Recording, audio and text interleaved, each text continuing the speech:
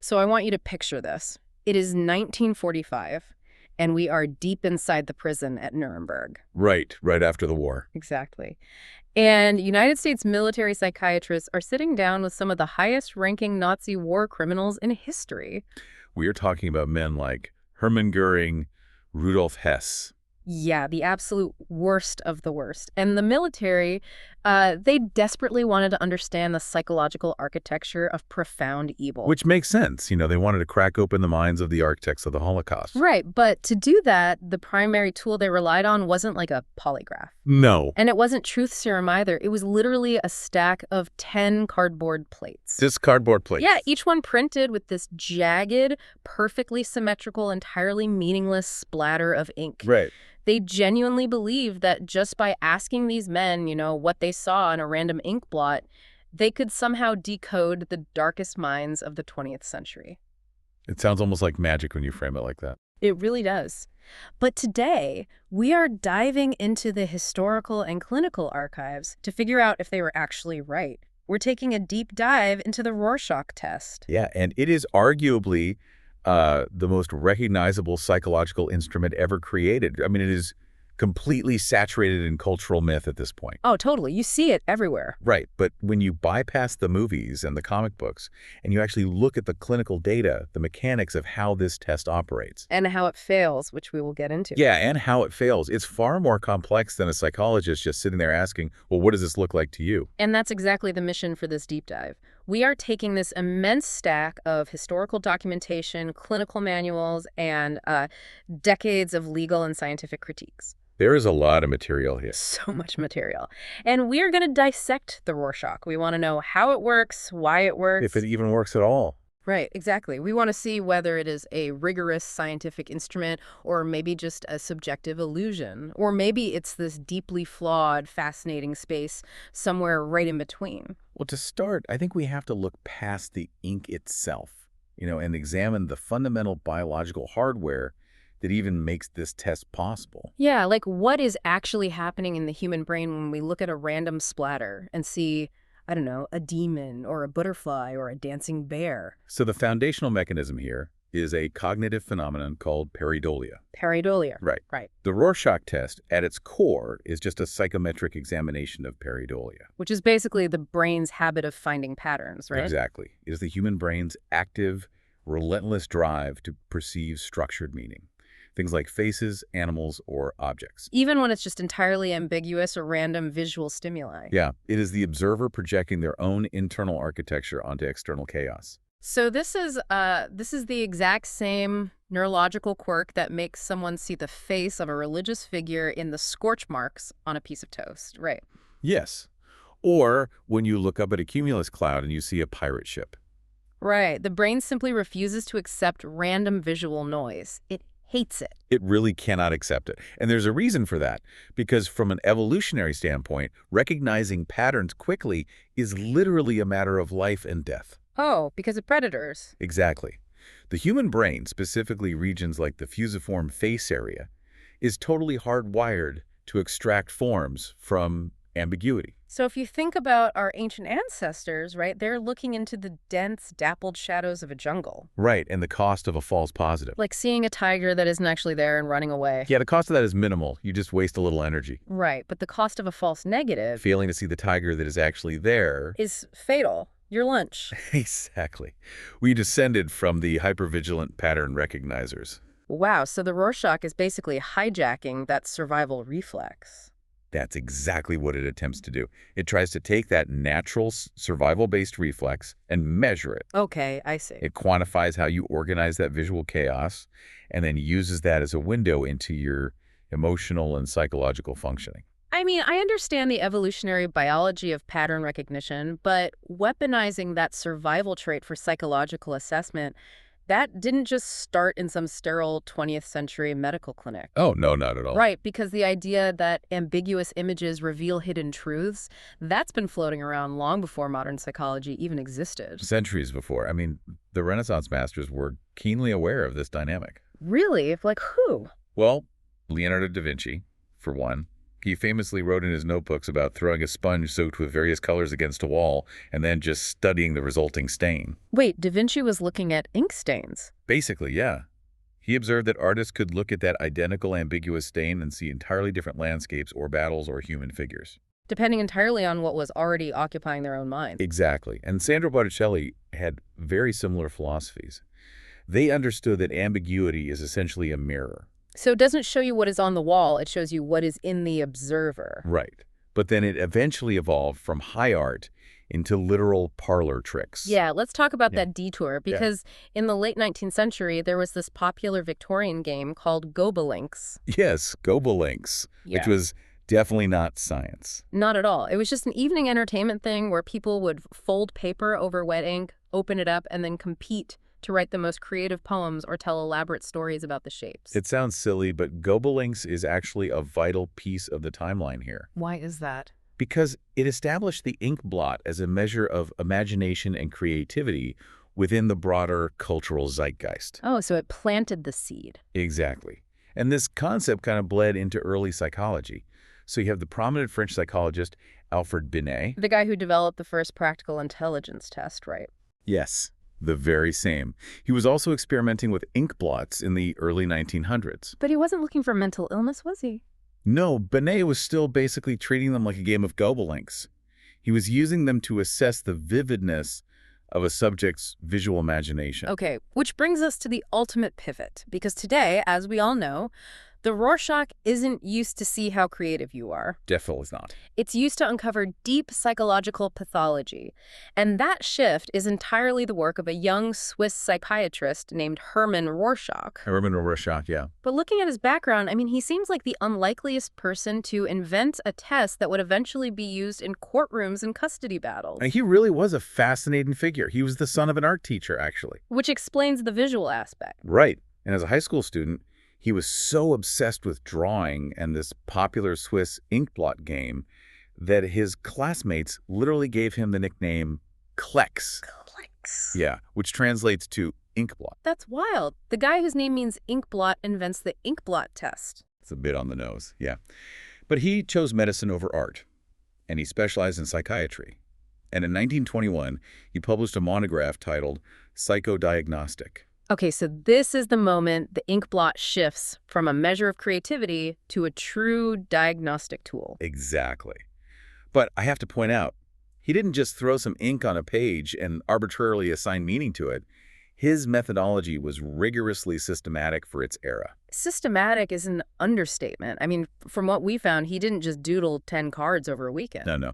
He hand-painted hundreds of potential ink blots, and he tested them exhaustively. So how did he test them? Well, he spent years on this process. He administered these hundreds of experimental blots to a carefully selected sample group. Which was who? About 300 patients in the psychiatric hospital where he worked, alongside a control group of 100 individuals who were not hospitalized. Wow, so he had a real control group. Yeah. He was meticulously cataloging which specific visual features elicited different responses from different clinical populations. And then, based on that massive data collection, he narrowed the hundreds of blots down to just 10. Precisely. Just those 10. So the 10 cards that make up the official test today, they are not random splatters at all. They are literally engineered anomalies. That's exactly the phrase for it. Yeah. Rita Seiner, who was the former curator of the Rorschach archives in Bern, Switzerland, emphasized this point. What did she say? She noted that these final 10 cards were painstakingly selected to be as ambiguous and psychologically conflicted as possible. Conflicted in what way? They were explicitly designed with internal visual contradictions. The goal was to force the observer's brain into a state of perceptual tension. So the brain has to work really hard to resolve the image. Exactly. It's not supposed to be easy. Okay, but here is the aspect of this origin story that completely upends how we view the test today. The intention behind it. Yes. Hermann Rorschach never wanted you or me to take this test. He really didn't. He never intended for it to be a general personality assessment, to tell you if you're an introvert or if you have a mildly complicated relationship with authority. No, he engineered this tool for one highly specific, incredibly narrow medical purpose. Identifying schizophrenia. Yes. That is the greatest historical misconception surrounding the Rorschach. Because in the early 20th century, schizophrenia, which I think was often referred to at the time by Eugen Bleuler's newly coined term, right? Right. Bleuler coined the term, and it was characterized heavily by the fragmentation of thought and the breaking of associative threads. So Rorschach hypothesized that if a patient's internal thought processes were fragmented. Then the way they perceptually organized an ambiguous external image would also be fragmented. Oh, wow. That makes so much sense. Right. The test was purely a perceptual task designed to highlight the structural breakdown of reality testing. It wasn't a personality quiz at all. Not at all. In fact, Rorschach was deeply skeptical of anyone trying to use his blots to divine generalized personality traits. Which is just an astonishing historical irony. It really is. He builds this highly sensitive, specialized medical instrument to detect profound thought disorders, and decades later, it's being used by corporate HR departments to screen applicants. Or in couples therapy. Yeah, exactly. But the real tragedy of Hermann Rorschach is that he never got to correct the record or even see his invention take over the world. The timeline of his life is profoundly tragic, yeah. Because despite holding prestigious positions, like, wasn't he the vice president of the Swiss Psychoanalytic Society? He was, yeah. But his book, Psychodiagnostic, was a commercial failure initially. Why? I mean, it seems so groundbreaking. Well, publishers rejected it repeatedly because printing the intricate shading of the ink blots was just too expensive at the time. Yeah, logistics. Yeah. And when it finally hit shelves in 1921, the medical community largely ignored it. Reviews called it a densely written piece couched in dry scientific terminology. Ouch. Yeah. And then, a mere 9 months after publication, in April 1922, Hermann Rorschach died suddenly. From a ruptured appendix, right? Yes. He was only 37 years old. Wow. A complete flop on release, followed immediately by the death of the creator. By all accounts, the test should have been buried in the archives of medical history. It really should have faded away. So if the creator intended it solely for diagnosing schizophrenia in a Swiss hospital, how did it possibly cross the Atlantic and mutate into the defining, generalized personality test of the mid-20th century? Well, it survived basically because of a vacuum in the field of psychology at the time, and because other practitioners saw the potential that Rorschach himself had resisted. Okay, who were these practitioners? After his death, psychologists like Bruno Klopfer and Samuel Beck began championing the test in the United States. And what did they see in it? They realized that the patterns of response Rorschach had identified in clinical patients could actually be extrapolated to the broader population. Oh, so they expanded the scope. Exactly. But to make that leap, to turn a perceptual task into a personality deep dive, they had to turn the administration of the test into a highly controlled, almost sterile behavioral experiment. Right. The secret to the Rorschach's expansion lies in exactly how it is administered in the exam room. It's all about the procedure. So let's walk through those exam room doors. Because the physical setup of the Rorschach test feels incredibly rigid, almost theatrical. It is very theatrical. Yeah, because if a clinician is giving you this test, they don't sit across a desk from you, nodding and taking notes while maintaining eye contact. No, they don't do that at all. They position themselves sitting side by side with you, but slightly behind your peripheral vision. Why introduce that physical awkwardness? Because it addresses a massive variable in psychological testing, which is the clever Hans effect. The clever Hans effect, which is basically the impact of inadvertent microexpressions. Yes. Yeah. So imagine you are sitting across from a clinician, staring at an ink blot, and you tentatively say, "Oh, this looks like a mangled body." Your natural instinct is to look up at the authority figure to gauge their reaction. Of course, you want to know if you gave the right answer. Exactly. And if the clinician slightly raises an eyebrow, or pauses before writing, or gives a microscopic frown, your brain registers that feedback instantly. And without even realizing it, you adjust your next answer to please the examiner or to avoid judgment. Precisely. You stop responding to the ink blot, and you start responding to the clinician's face. Ah, so by sitting slightly behind the subject, the administrator removes themselves from the subject's visual field entirely. It forces the subject to interact solely and exclusively with the ambiguity of the cardboard plate. So the entire environment is designed to be this relaxed but controlled atmosphere where external stimuli are reduced to absolute zero. That's the goal. Okay, so you are isolated with the ink. How does the actual procedure unfold? Because it's not just a quick flashcard session, right? No, it is an exhaustive two-phase process. Okay, phase one. Phase 1 is the free association phase. The clinician hands you the 10 official plates, one at a time, in a strict, unchanging sequence. And these are pretty specific plates. Yeah, they are about 18 by 24 centimeters, printed on heavy white cardboard. And what do they ask you? The only instruction given is a variation of, what might this be? That's it. That's it. You look at the card, you state what you see, and you hand it back. And the clinician records every word you say verbatim. But they aren't just writing down the words, are they? Oh, no. Because looking at the clinical manuals, it seems like the examiner operates almost like a surveillance camera. They're logging every single physical movement and hesitation. Everything. They record your response latency. Which is what? How many seconds it takes you to speak? Exactly. They record if you rotate the card, how many degrees you rotate it, and at what specific point in your answer you rotated it. Wow. Even if you simply ask a question like, am I allowed to turn this upside down? That question is documented and analyzed. Wait, why does asking a simple procedural question matter? If I'm taking a test, asking for the rules just seems like common sense. Because the test operates on the foundational assumption that the exam room is a microcosm of the real world. Okay, explain that. Well, the way you organize and react to the ambiguous stimuli of the test is hypothesized to mirror how you organize and react to complex, ambiguous situations in your life. Oh, I see. So if you are handed a piece of cardboard and you immediately ask an authority figure for permission to rotate it, the clinician might interpret that as a behavioral marker. A marker of what? Deference to authority? Yes, deference to authority, or maybe an underlying anxiety about violating unwritten rules. Every single action is data.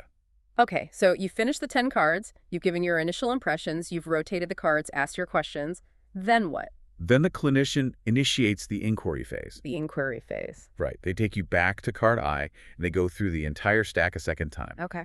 But now, the goal is to pinpoint the exact mechanics of your perception. Meaning what? Meaning, if you said you saw a bat on card I, the clinician will ask, where exactly on this card do you see the bat? And more importantly, what is it about this ink blot that makes it look like a bat to you? Oh, so they need to know if it was the shape or the color or the shading that triggered your response. Exactly. They are deconstructing your perception. To understand why that inquiry is so crucial, we need to look at the cards themselves.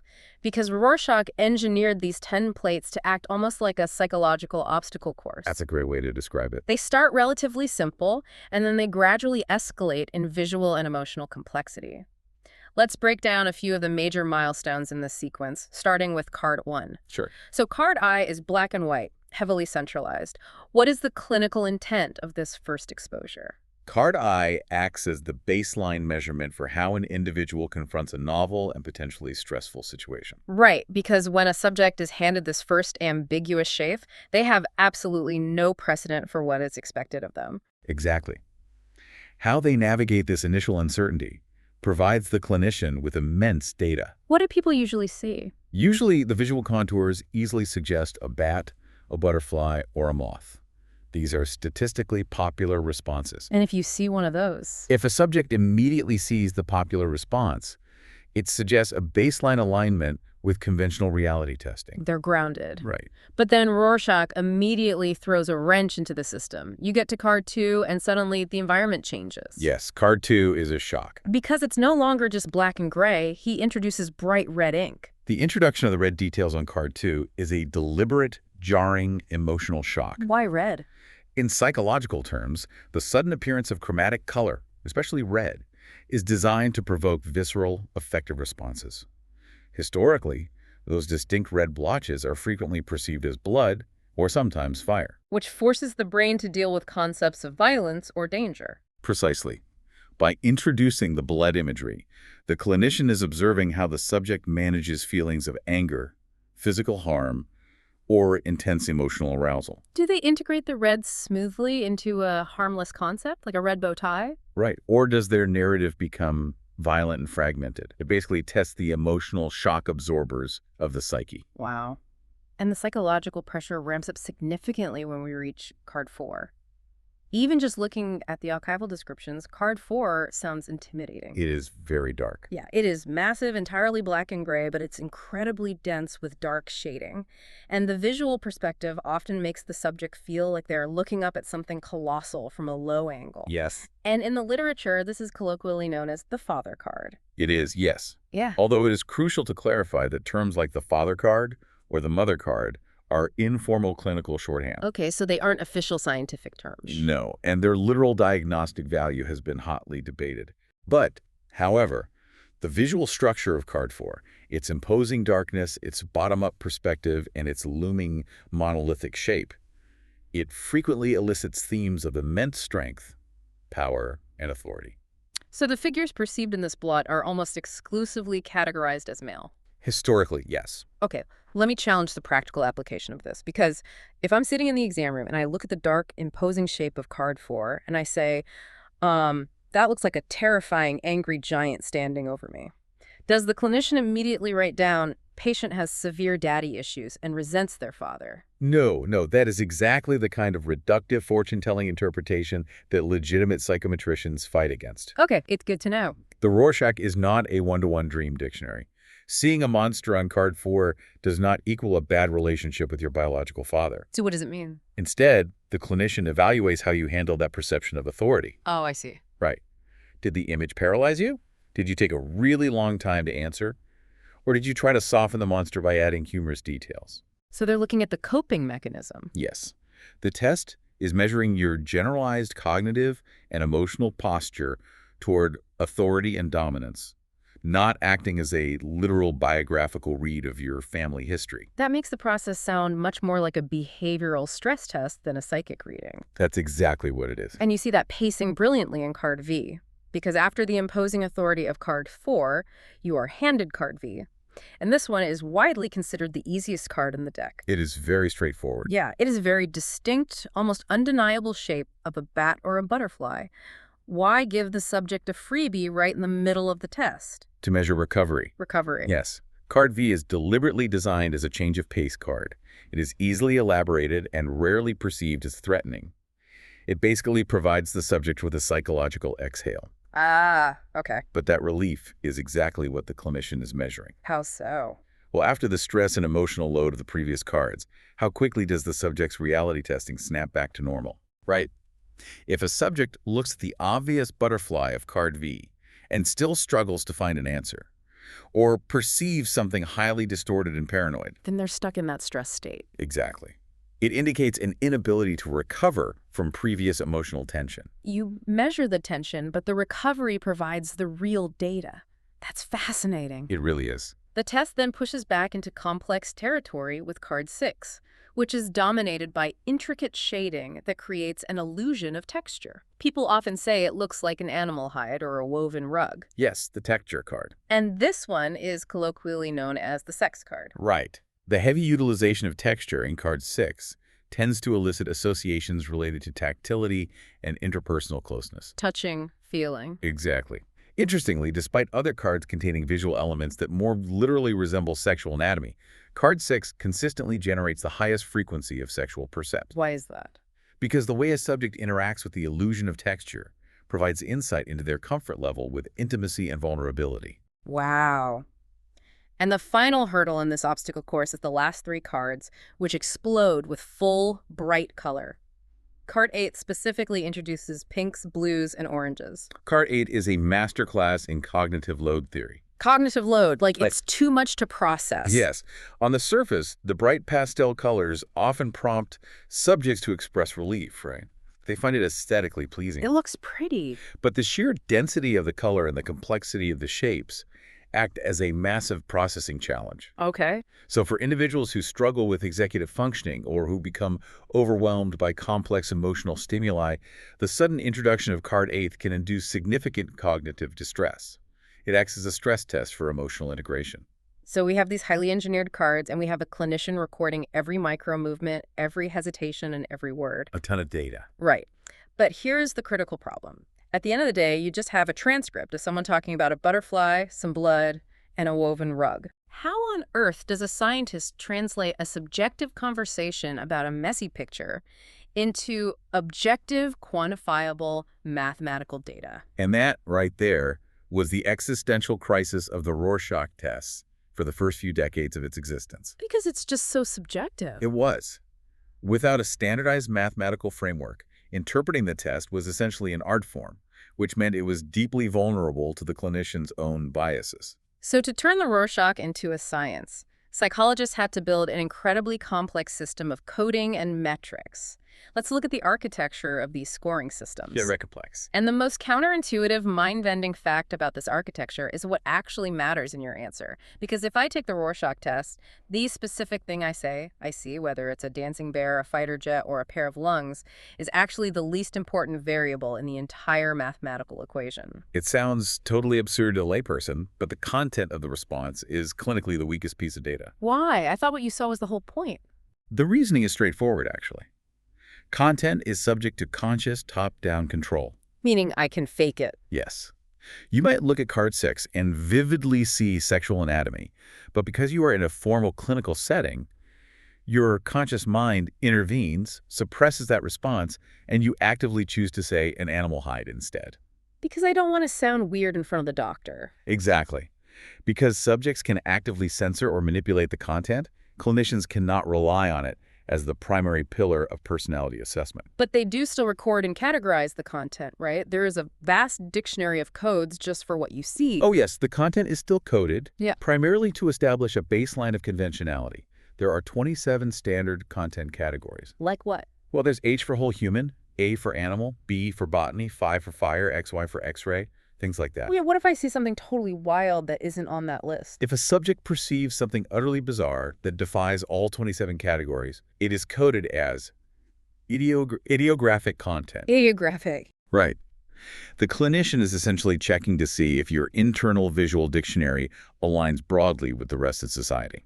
Okay, but the true mathematical power of the Rorschach lies in two entirely different domains: location and determinants. Let's unpack location first, Okay. because location is simply a measure of where your eyes focused on the cardboard plate. Exactly. Location codes basically map your visual processing strategy. So did I look at the whole thing or just a part of it? Right. Did you utilize the entire inkblot, integrating every jagged edge into one cohesive concept? If so, the clinician scores a W for whole. Okay. Did your brain instinctively carve out a large, easily identifiable subsection of the ink?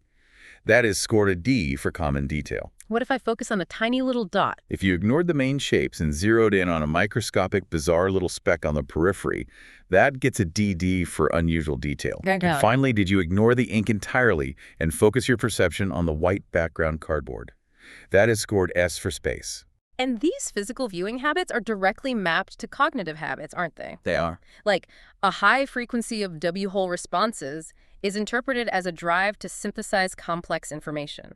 It means you are a big picture thinker, motivated to interact broadly with your environment, Yeah. while a dominance of W common detail responses suggests you are highly practical, focusing on the obvious and the manageable. Right. Getting things done. But a high frequency of D beyond unusual detail suggests a maladjustment. Like you are missing the forest because you are obsessively inspecting a single piece of bark on a single tree. That's a perfect way to put it. It maps perfectly onto executive functioning. How you choose to organize the visual field is hypothesized to reflect how you choose to organize your life. I buy that, but I want to scrutinize the S score, the white space response. The S score? Because the clinical manuals state that a high frequency of S responses indicates oppositional, stubborn, or uncooperative personality traits. Yes, that is the standard interpretation. And to me, this feels like a massive leap in logic. If I look at the white space between the ink and see a shape, couldn't that just mean I'm highly creative? That I'm literally thinking outside the box? Why does looking at the background make me oppositional? To understand the S score, you really have to look at Gestalt psychology, Okay. specifically the concept of figure-ground organization. When you are handed a Rorschach card, the ink is universally understood to be the figure. It's the primary stimulus presented to you. Right, it's an ink blot test, so look at the ink. Exactly. And the white cardboard is the ground, the void. The brain naturally privileges the figure.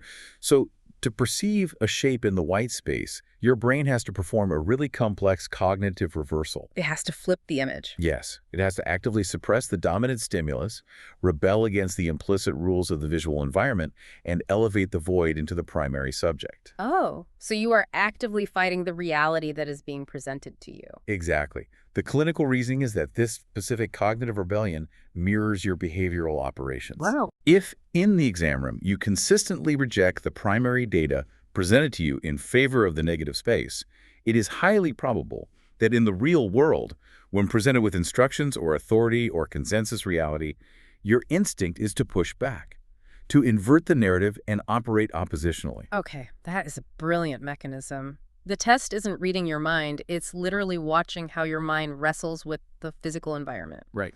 Okay, so we have content, we have location.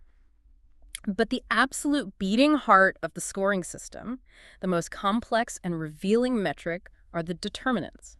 What exactly is a determinant? Determinants answer the most critical question of the inquiry phase. What specific property of visual stimulus triggered your perception? So when you saw the bat, was it solely because of the outline, the form? Yes.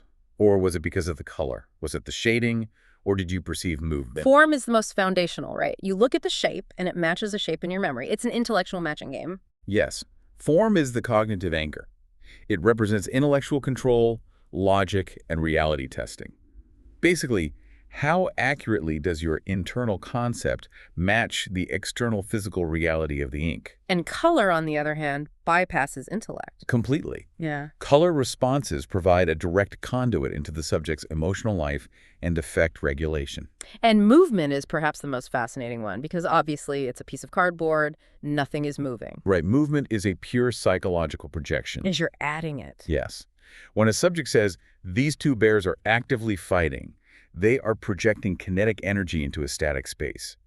Rorschach heavily valued movement responses as an indicator of a rich inner life, empathy, and ideational activity. But where the math of the determinants gets incredibly dense is when they start crashing into each other, because a perception is rarely triggered by just one thing. Very rarely. It's usually a fusion of determinants, and the clinician has to figure out the hierarchy. The hierarchy is everything. Yep. So let's return to the red ink on card 2.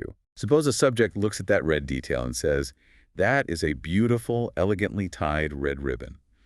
The clinician must ascertain what drove the response. So in this case, the specific shape of the ribbon was the primary driver, and the red color was just an added secondary feature. Correct. So they score that as form color. Form is dominant, color is secondary. And clinically, what does that mean? Clinically, a form color response implies a mature, refined control over impulses.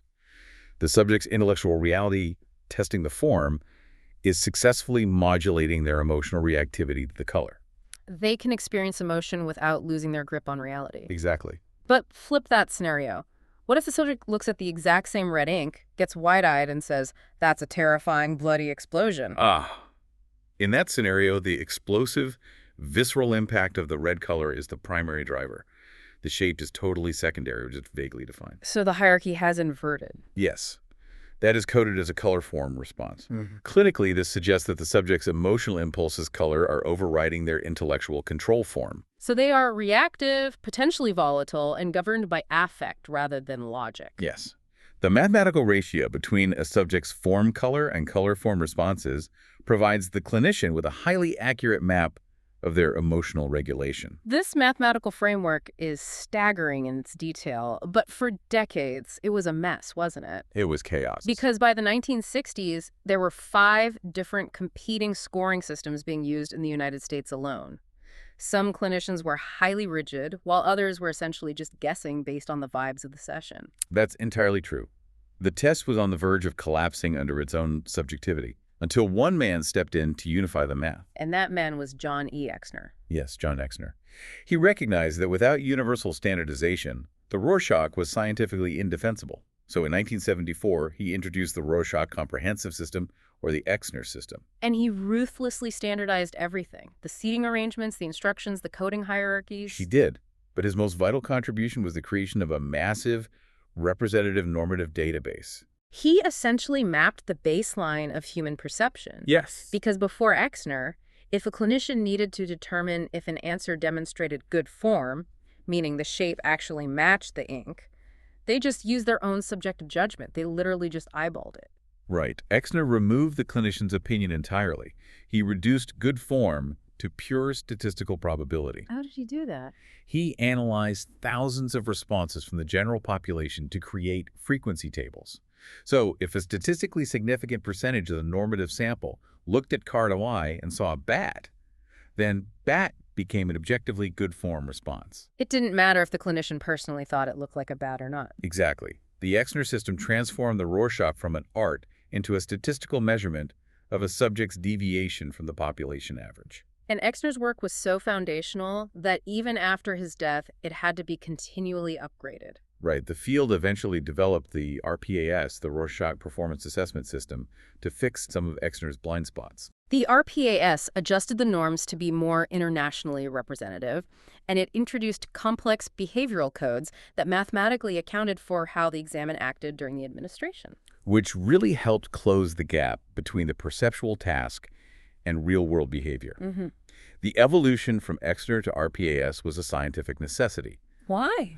Primarily because the Exner system contained a massive hidden structural vulnerability, a vulnerability that became glaringly obvious the moment psychologists tried to use the test outside of the United States. And this is where the mathematical perfection of the Exner system crashes headfirst into the reality of global anthropology.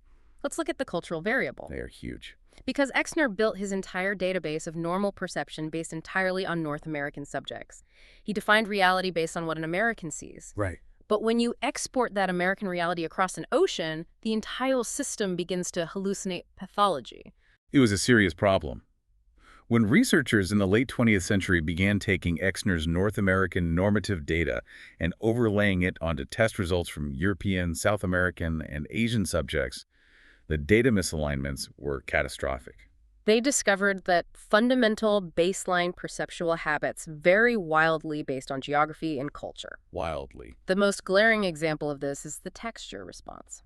We discussed earlier that responding to the shading in card 6, as if it were a soft, tactile animal hide, is interpreted by the Exner system as an indicator of a person's need for interpersonal closeness and affection. Right. It's a marker of vulnerability. And in the North American normative database, texture responses appear with a reliable, predictable frequency. Yes.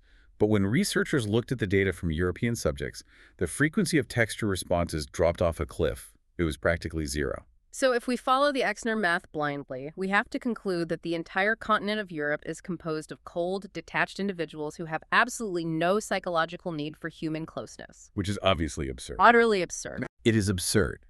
And it highlights the danger of cultural imperialism in psychometrics. The European baseline expression of intimacy is simply different. So an American psychologist, strictly applying Exner rules to a European subject, would interpret that zero texture baseline as severe emotional detachment. Exactly. And conversely, because the European baseline is zero, if a European subject does happen to give a texture response, it carries massively different weight. Oh, because it's so rare for them. Right. It shouldn't be read as a standard, healthy desire for closeness.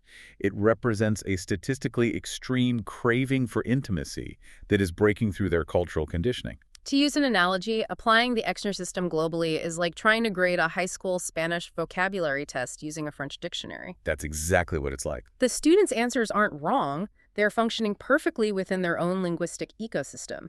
But because the teacher is using the wrong answer key, the student fails.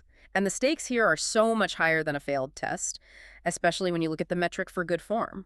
The good form metric proved to be the most dangerous cultural trap.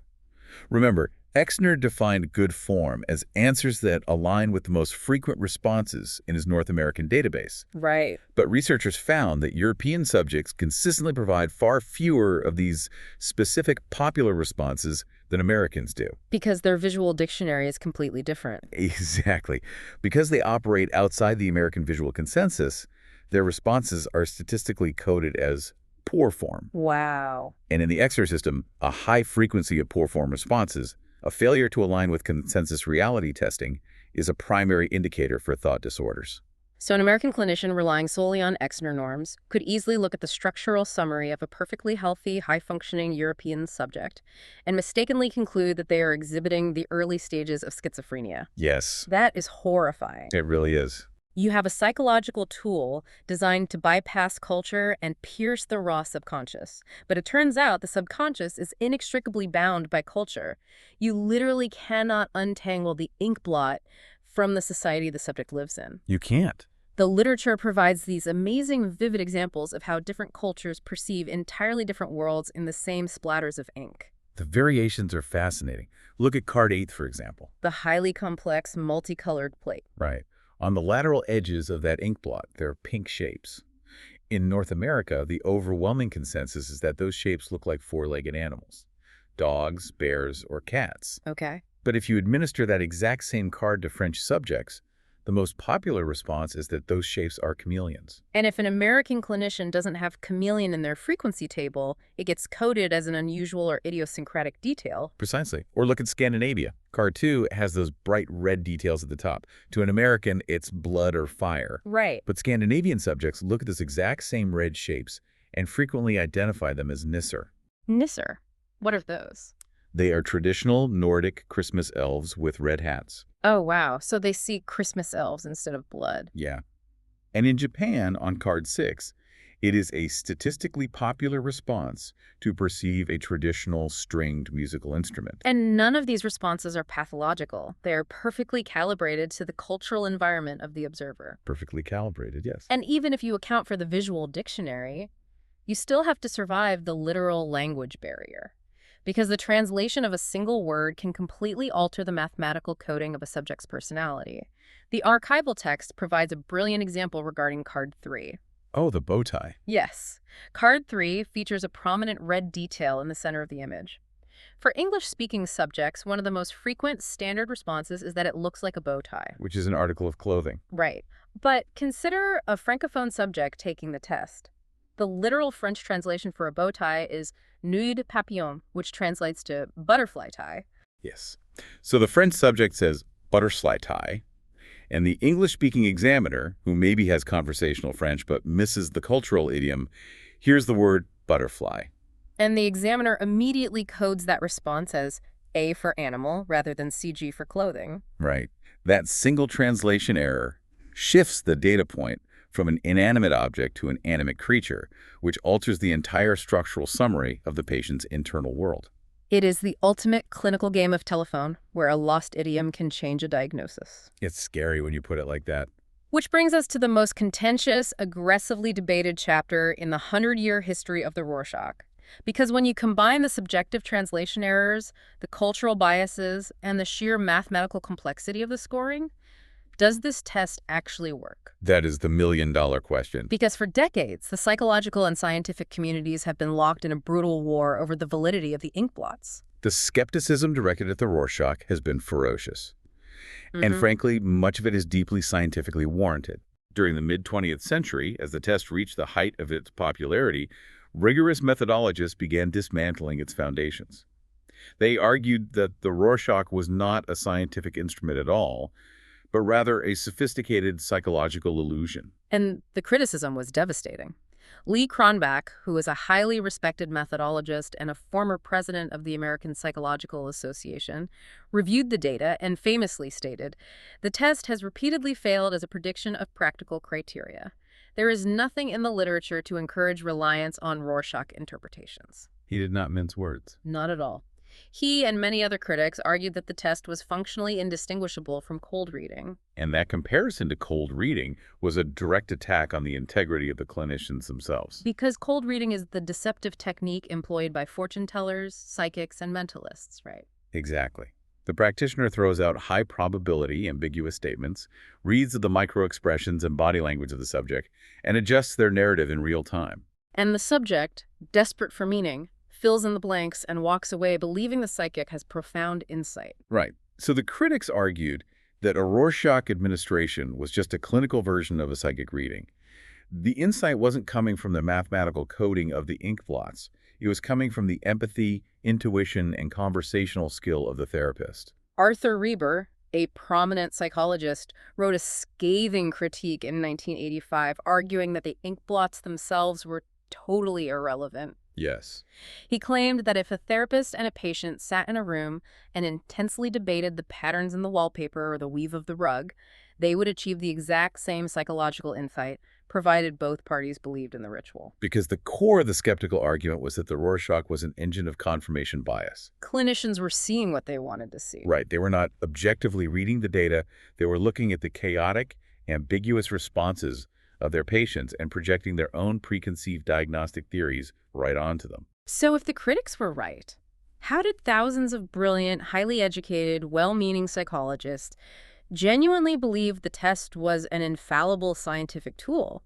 Why couldn't they see the flaws in their own data?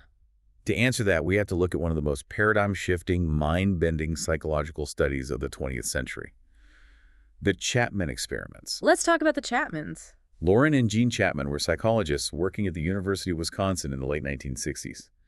They set out to investigate a specific cognitive blind spot that allows highly trained professionals to be fooled by their own instruments. Okay. And to do this, they targeted one of the most tragic and scientifically flawed applications of the Rorschach, its use in diagnosing homosexuality. We absolutely must frame the historical context here because this is crucial. In the 1960s, the psychological establishment fundamentally misunderstood human sexuality and tragically classified homosexuality as a psychopathology. Yes, it was categorized as a disorder that needed to be diagnosed and treated. And we're not endorsing that view at all, to be clear. We are just looking at the historical reality of what these clinicians believed at the time. And the primary instrument clinicians relied on to uncover this so-called disorder was the Rorschach test. The clinical consensus of the era was absolute.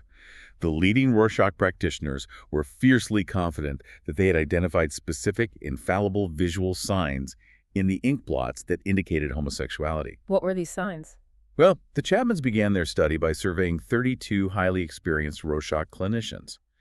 And these clinicians universally agreed that homosexual men repeatedly reported seeing 5 specific types of imagery in the ink: Which were?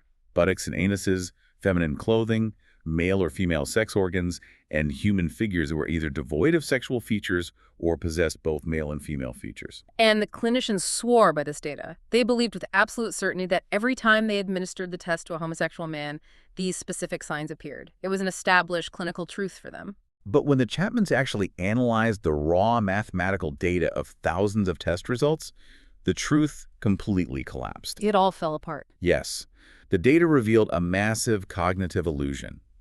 Heterosexual men were statistically just as likely to report seeing feminine clothing, buttocks, or sex organs in the ink blots as homosexual men were. Wow. So those 5 highly touted signs were mathematically useless. They had zero predictive validity. Zero. So how is that possible? Were the clinicians actively lying? Were they fabricating the data to support their prejudices? No, they weren't lying. They were victims of a neurological phenomenon the Chapmans termed illusory correlation. Illusory correlation. Right. The human brain is desperate to confirm its existing beliefs.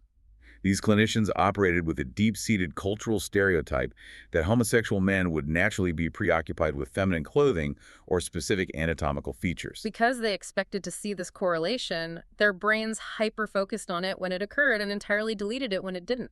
Exactly. If a homosexual patient mentioned a bow tie, the clinician heavily emphasized it in their notes. If a heterosexual patient mentioned the exact same bow tie, the clinician subconsciously dismissed it as statistical noise. But the Chapmans didn't just expose the clinicians. They proved how powerful this illusion is by recreating it in a controlled lab setting. They designed an ingenious experiment using college students who had no prior experience with psychology or the Rorschach.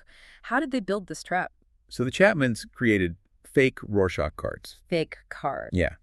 And these cards had completely fabricated, randomized patient data attached to them. They explicitly engineered the data sets so that there was absolutely zero mathematical correlation between homosexuality and seeing feminine clothing.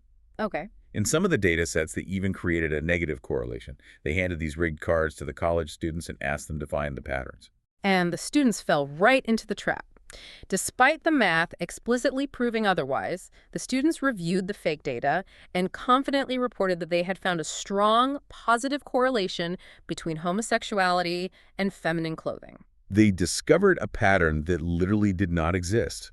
Simply because the cultural stereotype was so powerful, it overwrote their ability to objectively process the raw numbers right in front of them. The illusion of correlation was stronger than mathematical reality. Yes. That alone would be a devastating critique of human objectivity. But the Chapmans found a second layer to this data that is almost unbelievable. They discovered the invisible correlation. Ah, yes, the invisible correlation. This is the finding that truly rocked the clinical world. Tell us about it. While the clinicians were obsessing over feminine clothing and completely hallucinating a connection, there actually were statistically valid signs in the data. Wait, really? Yes. The math proved that homosexual men in that era were statistically more likely to see a monster on card 4 or a part animal, part human figure on card V. Those correlations were real. But the 32 experienced clinicians, the experts who administered this test every single day, completely missed them. They missed the real data entirely, because seeing a monster on card 4 did not align with their preconceived cultural stereotype of what homosexuality should look like. So their brains just refused to register the pattern. They were blind to the truth because it didn't match their bias. Exactly. This completely inverts the entire premise of the test.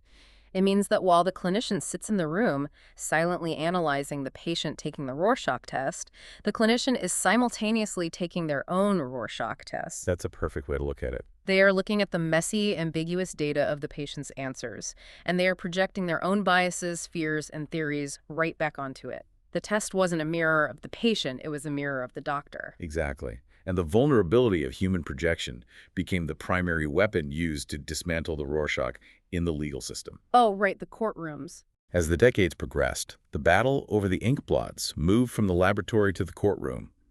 Judges and lawyers began demanding empirical reliability, and the Rorschach struggled to provide it. Because in the 1997 United States federal case, Jones v. Apfel, the court explicitly stated that Rorschach results do not meet the legal requirements for standardization or reliability. Yes, and it wasn't an isolated ruling. In the 2001 case, United States v. Battle, the court delivered a crushing blow, ruling that the Rorschach does not have an objective scoring system. And if a test lacks objective scoring, it has no place deciding the fate of a human being in a court of law. Yet, despite these devastating legal rulings and the glaring scientific vulnerabilities exposed by the Chapmans, the test refused to die. People kept using it. They did. In 2007, surveys indicated that forensic psychologists were still utilizing the Rorschach in 36% of their evaluations. Astonishingly, in highly sensitive, life-altering custody cases, 23% of psychologists still relied on it to examine children. The clinical community just could not let go of the inkblots. But they knew the human bias was destroying their credibility. So in a desperate bid to save the Rorschach, a faction of psychologists decided the only way to protect the test was to amputate the human element entirely. Right. If the clinicians couldn't be trusted to read the data objectively, they would hand the data over to the machines. This brings us to the fascinating era of computerized Rorschach interpretation. In the late 1950s and 60s, long before personal computing was ubiquitous, a psychologist named Zygmunt Piotrowski envisioned a system free of human prejudice. He spent years developing an algorithmic approach to inkblot interpretation, eventually building a computerized system governed by over 1,000 distinct, rigid rules. 1,000 rules just to process an inkblot. The goal was pure, unadulterated objectivity. You feed the raw location and determinant codes into the mainframe, and the computer spits out a narrative conclusion without any illusory correlation or empathy or bias. John Exner eventually followed suit, developing a computerized interpretation program for his own comprehensive system. It was seen as the ultimate modernization of Rorschach's vision. In fact, the drive for computerized objectivity was so strong that researchers retroactively took the Rorschach data collected from the 22 Nazi leaders at Nuremberg in 1945, and they ran it through these modern computer algorithms. Like to see what the machines would conclude about Goering and Hess, free from the historical bias of knowing they were war criminals. It is a profound evolution. We have traced this test from a Victorian parlor game to a Swiss hospital ward to a cultural phenomenon to a heavily criticized pseudoscience, all the way to a 1,000-rule computer algorithm. It's been a wild ride. And with its scientific validity constantly under siege in courtrooms and laboratories, you would assume the psychological community would embrace transparency. You'd think they would publish all their data, open their methods to peer review, and prove the test works. But they did the exact opposite. They decided the best way to preserve the power of the Rorschach was to plunge it into absolute secrecy. And that decision set the stage for a massive collision between 20th century clinical ethics and the unstoppable open source ideology of the 21st century internet. Which culminated in what is colloquially known as the Wikipedia Wars. Wikipedia Wars, yes. This is arguably one of the most intense, bizarre internet controversies in history. The psychological establishment guards their test materials with the intensity of state secrets. They vehemently oppose any public distribution of the 10 original inkblots. And they're especially terrified of the public discovering the normative frequency tables, the popular answers. Why the obsession with secrecy? The clinical justification revolves around a psychological concept called priming. Priming. Yes. The American Psychological Association, along with international bodies like the Canadian Psychological Association, argue that the fundamental integrity of the Rorschach relies entirely on the subject's spontaneous, naive reaction to the ambiguity. Oh, I see. So if you view the ink blots before your exam, your brain encodes them into memory. Exactly. If you memorize the healthy or popular responses, your subsequent performance is permanently altered.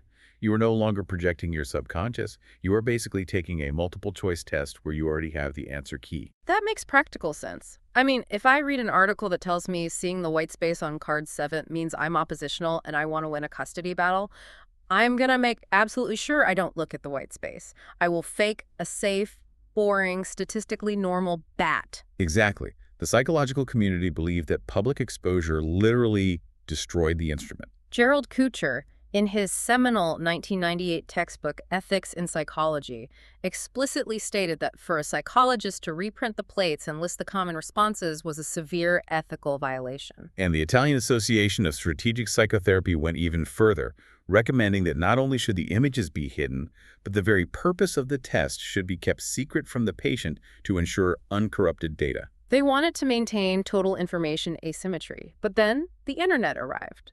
In 2009, an emergency room physician from Canada named James Heilman decided that medical knowledge shouldn't be hidden behind academic paywalls. He took matters into his own hands. He logged onto the Wikipedia article for the Rorschach test, and he uploaded pristine, high-resolution images of all 10 original plates, right alongside a detailed list of the most common, popular responses. The reaction from the psychological establishment was explosive.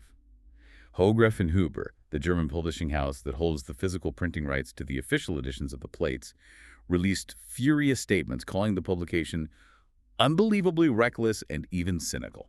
They aggressively threatened legal action to force the images offline. Psychologists mobilized, filing formal complaints with the World Intellectual Property Organization. It wasn't just corporate lawyers. Doctors were going after doctors. 2 prominent psychologists actually filed a formal complaint against Dr. Heilmann with his own medical licensing board in Saskatchewan, demanding he be disciplined for unprofessional and unethical behavior. It was an all-out war to stuff the genie back into the bottle. But legally, the psychologists had absolutely no ground to stand on. Legally, Dr. Heilmann was untouchable. The Rorschach images were completely unmoored from copyright protection. Because of how old they were. Right. Under Swiss copyright law, intellectual property enters the public domain 70 years after the death of the creator. Hermann Rorschach died in 1922, meaning the images became the property of the world in 1992. And in the United States, the laws dictate that any work published before 1923 is public domain. Psychodiagnostic was published in 1921, so the inkblots belonged to everyone, and anyone could distribute them for any purpose. Since the legal threats evaporated, the battle shifted entirely to the ethical domain.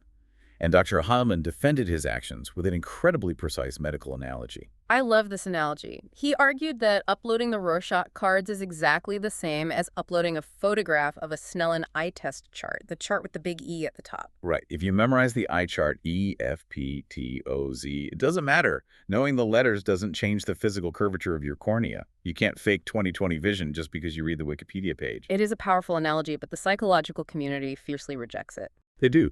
Their counterargument is that a vision test measures objective, immutable physical reality. The Rorschach test, however, measures subjective, cognitive interpretation, which is highly malleable. And the clinicians had empirical backing for their fear, didn't they? Yes, a peer-reviewed study published in 2012 specifically investigated this internet exposure, and the data suggested that reading the Wikipedia article and studying the norms actually did equip individuals with the ability to successfully fake good results and manipulate their psychological profiles. I am struck by the profound, almost tragic irony of this entire conflict. The Rorschach test was engineered to be the ultimate mechanism for uncovering hidden, repressed truths in the human psyche. And a century later, the psychological community is engaged in a desperate, scorched earth campaign to keep the test's own truths hidden from the world. The irony is palpable. But from purely practical standpoint, the psychologists' war against public exposure was lost long before Wikipedia existed. They were fighting to protect the secrecy of an image that had already been entirely digested and regurgitated by global pop culture. You literally cannot function in modern society without being primed by the Rorschach. It is inescapable. If you read comic books, you know the graphic novel Watchmen, where the brutal anti-hero is literally named Rorschach, and he wears a mask of constantly shifting black ink. Right, and if you watch movies, the David Cronenberg film Spider weaves the ink blots into its opening credits to signal mental fragmentation. Yeah. The Netflix series Mindhunter heavily featured a bloody ink blot in its promotional trailers. The cultural penetration extends deeply into interactive media as well. In the critically acclaimed video game Fallout, New Vegas, the very first thing that happens to the player is a doctor administering cards 2, 6, and 7 to generate your character's psychological profile. And the gaming community famously latched onto Card 2, universally agreeing that the top half of the ink blot clearly depicts two bears high-fiving. The developers even leaned into the joke, patching it into the game. Two bears high-fiving is the ultimate triumph of the internet over clinical secrecy. When a highly sensitive psychiatric diagnostic tool becomes a meme, the clinical utility is fundamentally altered. And that forces us to ask a difficult question about the legacy of this instrument. When a medical test transcends the clinic and becomes a ubiquitous cultural icon, does it lose its power to measure the mind, or does it simply measure something different? Which brings us to the synthesis of our deep dive today. We have traced an astonishing century-long arc. We started with Hermann Rorschach, a brilliant young Swiss doctor who just wanted to build a niche, highly specific tool to map the fragmented thoughts of schizophrenia patients, and who died before he could witness the massive implications of his work. We watched his 10 carefully engineered plates mutate into a global phenomenon. A highly complex mathematical system that was culturally biased, plagued by the projection of its own administrators, shredded by skeptics, and eventually uploaded to the internet for the world to meme. It is a profoundly imperfect test. It is deeply flawed. It is bottlenecked by the culture of the person taking it and heavily vulnerable to the confirmation bias of the person giving it. Yet it has survived for over 100 years. It has survived legal bans, methodological takedowns, and public exposure. And perhaps it survives, not because it is a flawless scientific algorithm, but because it taps into a primal, irreducible part of the human experience. We possess an enduring, desperate desire to be understood and an equally powerful neurological drive to impose meaning onto chaos. We want the random ink to make sense. We are terrified of the void, so we fill it with our own reflections. Exactly. And that underlying principle leaves us with a critical, provocative reality to consider regarding how we operate in the modern world. Because in the 21st century, the Rorschach test hasn't been retired. It has simply evolved and expanded. Consider the digital landscape we navigate every single day. When you look at an ambiguous, context-free social media post, or a vague, unpunctuated text message, or a chaotic, algorithmically generated news feed, and you instantly project your own political anger, your own deep-seated fears, or your own unfulfilled desires onto that information, aren't you just looking at a digital ink blot? That is a staggering realization. The entire internet is an ambiguity engine. And the tech platforms themselves are the new clinical administrators. They sit silently behind the screen, hidden from your view, recording everything. They measure your response latency when you hover over an image. They track your location clicks to see if you focus on the whole picture or an unusual detail. They are scoring your personality, mapping your vulnerabilities, and categorizing your reality testing without you ever consciously realizing that the exam has begun. So the next time you find yourself staring at a cryptic text message or an infuriatingly vague post on your feed, feeling your heart rate spike as you furiously decode what it must mean. Take a breath. Remember that pristine white cardboard. Remember the jagged, meaningless black ink. And ask yourself, are you actually seeing what is really there? Or are you just staring at your own reflection in the splatter?